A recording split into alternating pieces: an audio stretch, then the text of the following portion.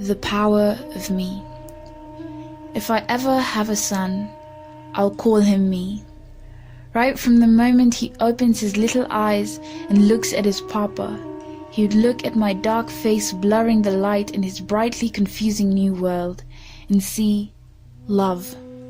That first time I hold him in my hands, momentarily forgetting his lovely mother, that primary intimate moment between father and son as he tries to grope around with a clenched tiny fist, that big sigh and smile of an expectant man finally coming to rest. That moment of happiness that cannot be written about, that moment that no one can feel for another, that moment that no one can empathize, that moment that one has to experience to tell. From that instant he would know he is me. I'll hold him in my arms each night after he suckles and watch him fade into dreamland peacefully in my rocking arms. I'll let him feel that when he wakes up he will meet me right there, waiting for him. Between my songs and conversations with him, he will only know peaceful smiles. I'll place our smiling pictures over his cot just in case he wakes up while I'm away. Anytime he looks up, he has to find me staring at him from above. When he starts to chew, I'll feed him and cherish each spoonful that goes into that tiny mouth. I'll make him understand that each spoonful is full of energy for growing me.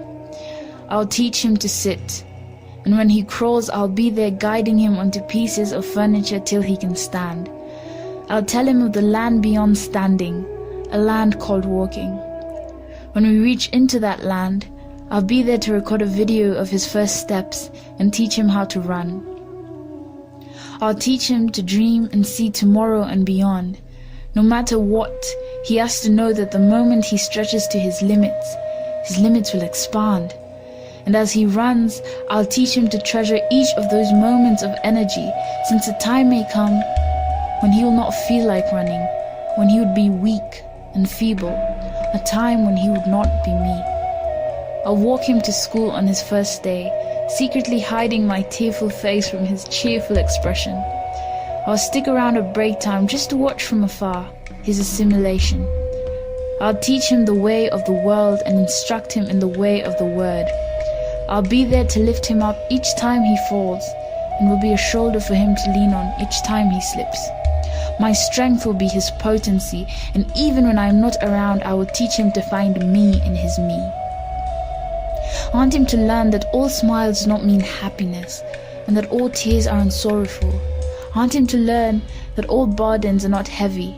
I want him to be a friend, yet I want him to learn to detach. I want him to laugh, yet I want him to learn the value of each cry. I want him to fly, yet I want him to learn how to creep.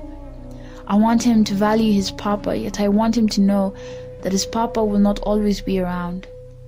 I want him to know that at times the tides will threaten to capsize his ship. At times he will be alone in the midst of millions, and at times he will cry among laughing masses. Yet at those difficult moments, I don't want him to conceal his head in the sand and ignore the world.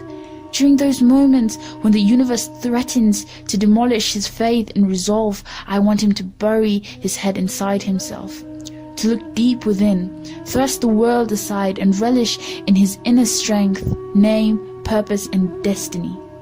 I want him to relish the power of being me.